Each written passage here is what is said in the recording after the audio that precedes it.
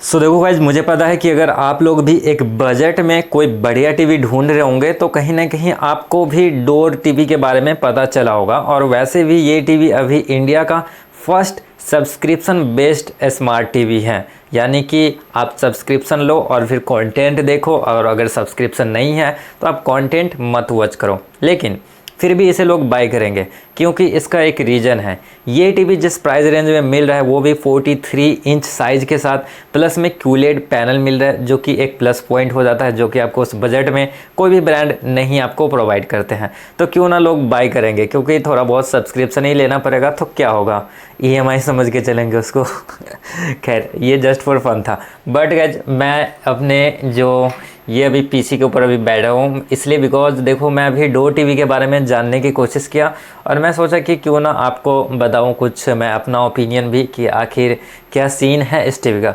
तो ये वीडियो हो सकता है थोड़ा सा लंबा हो, तो कोई नहीं, आप इस वीडियो को एंड तक देखो बिकॉज जो भी मैं बताने वाला हूँ हो सकता है शायद आपके काम की चीज़ें हो। तो इस वीडियो में मैं डिटेल से स्पेसिफिक के ऊपर कुछ चर्चा नहीं करूँगा, जो हाईलाइटेड चीज़ है उसी के ऊपर बातें करेंगे। तो फर्स्ट ऑफ ऑल मैं इस टीवी का टाइटल कॉपी किया और ChatGPT को पेस्ट किया और मैं वहाँ से कुछ इन्फॉर्मेशन लेने का ट्राई किया कि आखिर ChatGPT का क्या ओपिनियन है इस बारे में। तो यहाँ पे मैंने इसे दे दिया और ज़्यादा कुछ हैवी प्रॉम्प्ट नहीं लिखा हूँ, बस मैंने इसे ये बोला कि this TV is worth it, can you suggest me. तो यहाँ पे इन्होंने डायरेक्ट प्रोस एंड कॉन्स में मुझे बताया, क्योंकि इसके जो टीवी का जो मॉडल्स है इसी में बहुत सारा इन्फॉर्मेशन दे दिया गया जो हाईलाइटेड चीज़ है, जैसे कि smart door OS India first subscription TV और 20+ ऐप्स इंक्लूडिंग आपको जो सब्सक्रिप्शन मिलते हैं, और प्लस में 300+ live channels, Dolby audio, 4 year brand warranty and ये सब चीज़ें हाईलाइटेड चीज़ें इसमें दिया गया है। तो इन्होंने प्रोस एंड कॉन्स डायरेक्ट मुझे बता दिया। तो यहाँ पे आप देख सकते हो, पहला प्रोस इन्होंने बताया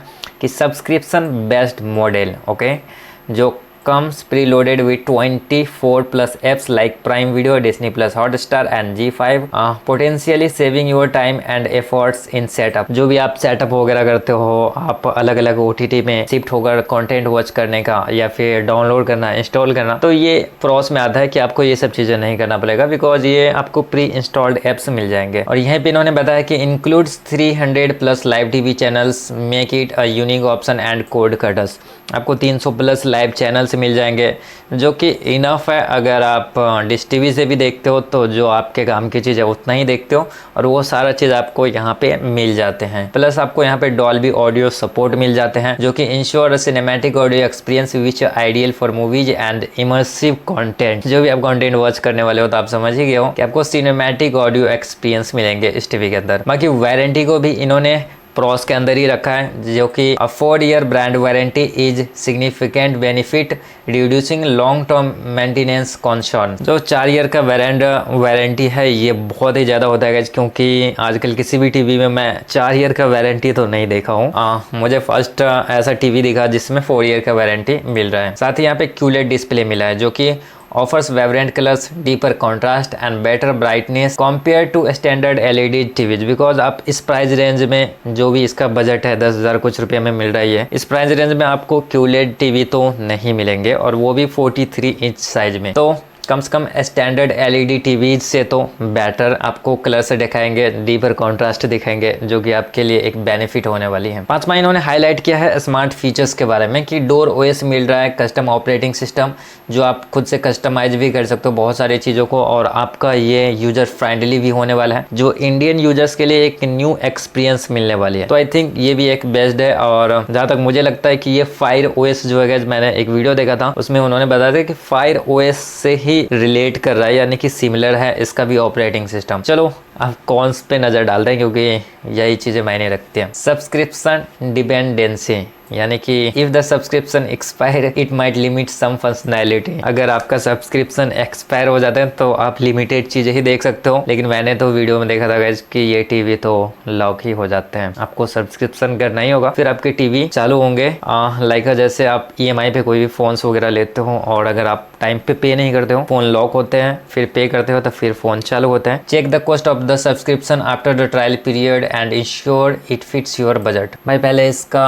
आप सब्सक्रिप्शन देख लो, अगर आप लेने वाले हो तो ये आपके बजट में फिट हो रहे हैं, फिर आप इस टीवी को बाय करो, बिकॉज आपको मंथली इसमें सब्सक्रिप्शन भी लेना होगा, क्योंकि आप जिस टाइम बाई कर रहे हो तो फर्स्ट बार में तो आपको फ्री ट्रायल मिलेंगे, चलो 1 मंथ आप यूज़ कर पाओगे, बट उसके बाद तो आपको सब्सक्रिप्शन लेना ही होगा।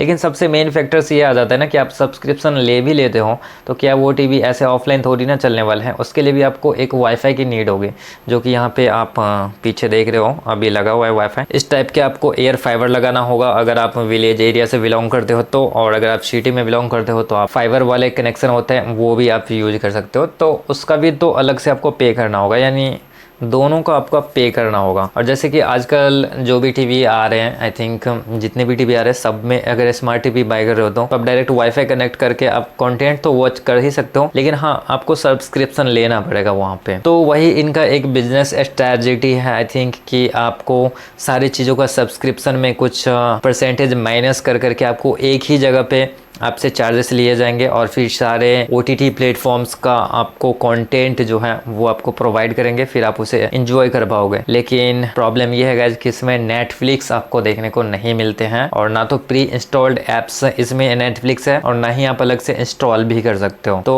पता नहीं नेटफ्लिक्स के साथ इसका क्या कुछ, आई थिंक कुछ बना नहीं शायद। तो नेटफ्लिक्स आपको नहीं मिलेंगे, बस प्राइम वीडियो एक मुझे काम की चीज़ लगते हैं, और भी कुछ चीज़ें हैं, बट यार सब्सक्रिप्शन पे नहीं होंगे तो टीवी लॉक हो जाएगा, ये एक प्रॉब्लम है। ओके, दूसरी कॉन्स पे नजर डालते हैं। यहाँ पे लिमिटेड इकोसिस्टम दिया गया है, जो कि Dor OS might not have a versatility and apps library of more popular platform like Android TV और गूगल टीवी। डोर ओएस जो है ये ज़्यादा कुछ पॉपुलर नहीं है, जैसे कि एंड्रॉइड टीवी हुआ या फिर गूगल टीवी, इस टाइप से कुछ इसका ऑपरेटिंग सिस्टम उतना भी अभी पॉपुलर नहीं है जो आप ट्रस्ट कर सकते हो, बट गूगल ओएस के ही अंदर आता है, ये गूगल ऑपरेटिंग सिस्टम के ही अंदर आता है, बट ये अपना खुद का नाम डाल दिया है डोर ओएस। तो डरने की कोई बात नहीं है, आपको ऑपरेटिंग सिस्टम गूगल ही मिलते हैं, गूगल ऑपरेटिंग सिस्टम के जरिए ही डोर ओएस भी चलते हैं, तो डोंट वरी। यहाँ पे तीसरे नंबर पे कॉन्स में दिया गया है ब्रांड प्रिंसेस, यानी कि Dor is relatively new and less no verify service centre availability in your area of any warranty claims. Okay, इसी कॉन्स को देखते हुए गाइस मैंने गूगल पे भी सर्च करा था, यहाँ पे देख सकते हो कि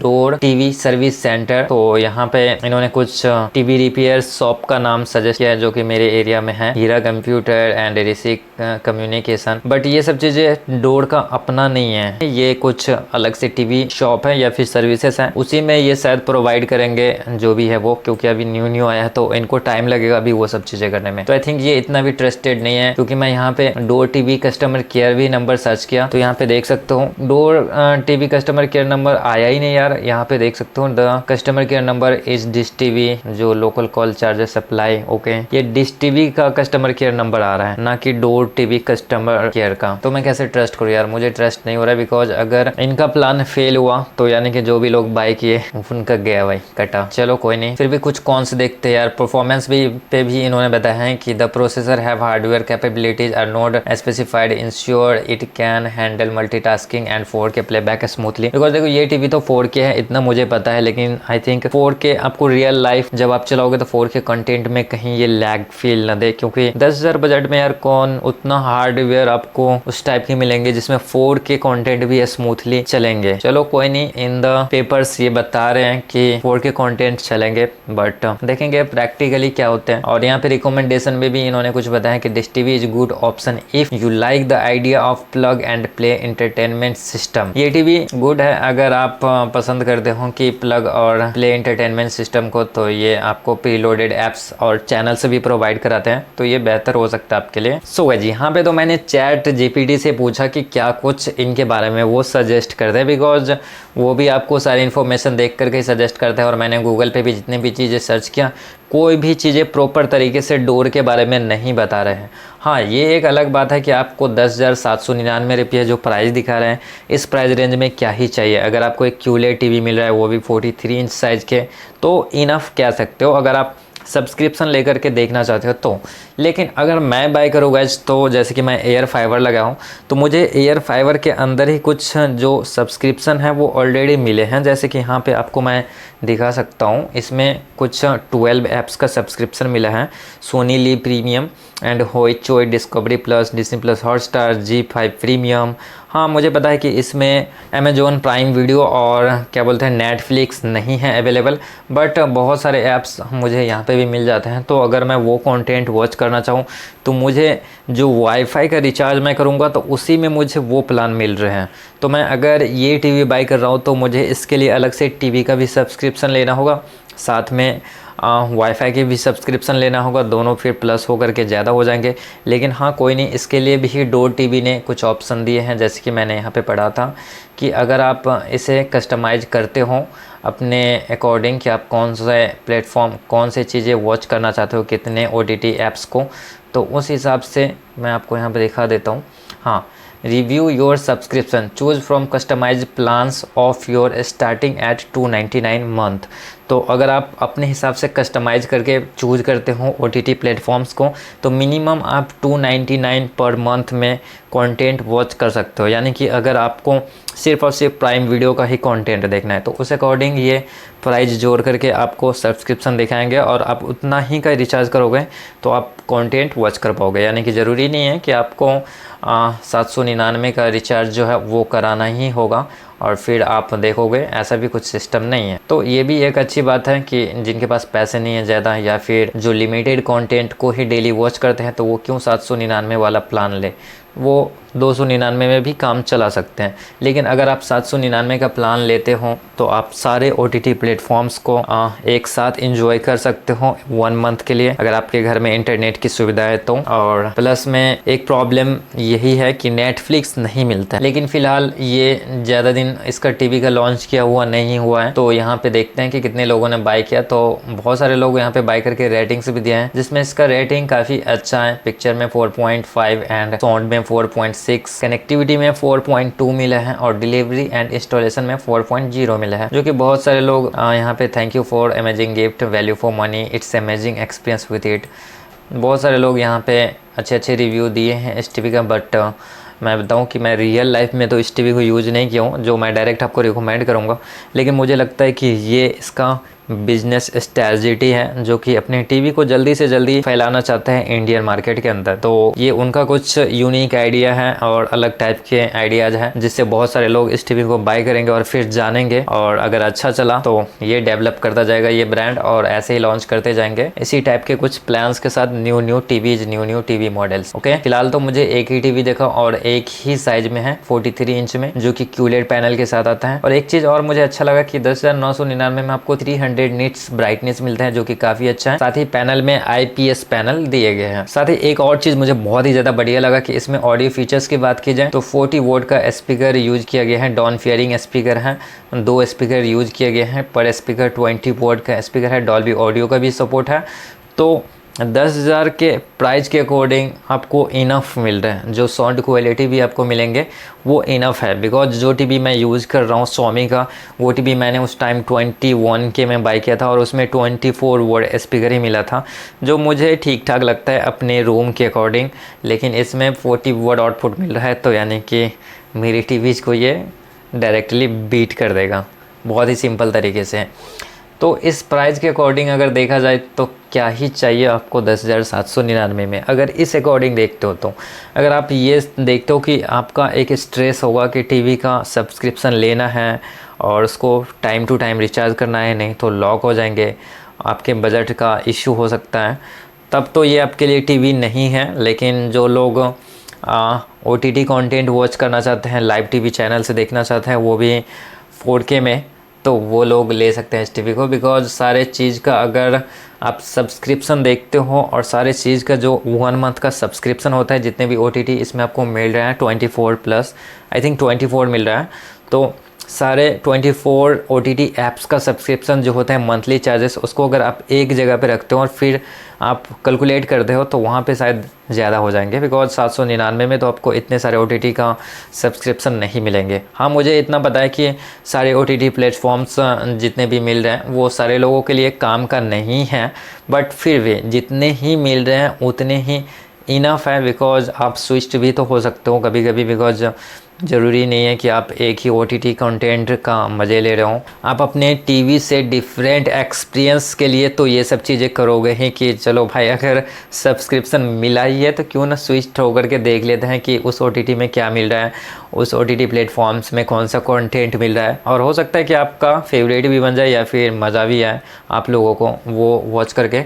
तो इस अकॉर्डिंग तो मुझे बढ़िया लगा, बट 10,000 कुछ प्राइस ज़्यादा नहीं हो जाता है। अगर फाइनल रिकमेंडेशन बात करो तो एक 43 इंच QLED टीवी के अकॉर्डिंग 10,000 रुपये मायने नहीं रखते हैं। तो yes, you can buy and पहला एक्सपीरियंस आप ले ही सकते हो, क्योंकि वैसे भी आप एक बजट टीवी बाय करने वाले हो। अगर आप बजट टीवी बाय कर रहे हो तभी आपको ये ऑप्शन दिखा होगा। तो वैसे भी आप 10-12 हज़ार में कोई बजट टीवी ले रहे हो, लेकिन फ़र्क इतना है कि वहाँ पे आप डायरेक्ट डिश टीवी से कंटेंट एंजॉय करोगे या फिर वहाँ पे भी आप वाईफाई के जरिए यूट्यूब देखोगे। और अगर कोई अदर प्लेटफॉर्म्स, कोई अदर OTT ऐप से आप कोई कंटेंट वॉच करते हो तो वहाँ पे भी आपको सब्सक्रिप्शन लेना होगा, यानी कि चार्जेस तो वहाँ पे भी आपको पे करना होगा। फर्क इतना है कि वो टीवी लॉक नहीं होंगे। अगर आप चार्जेस पे करोगे तो भी, नहीं करोगे तो भी आपको वो टीवी चलता रहेगा, लेकिन ये टीवी शायद लॉक हो सकता है। तो ये एक प्रॉब्लम है और इंडिया का फर्स्ट सब्सक्रिप्शन बेस्ड टीवी है। तो मुझे लगता है कि आप लोगों को ट्राई जरूर करना चाहिए। बाकी मैं भी इस टीवी को ट्राई जल्दी ही करूंगा, सो डोंट वरी। जब मैं रियल एक्सपीरियंस करूंगा तो फुली डिटेल्स वीडियो जरूर लाऊंगा। बाकी आप लोगों को इस टीवी को लेकर के क्या थॉट्स है कमेंट्स में जरूर शेयर कीजिएगा, ताकि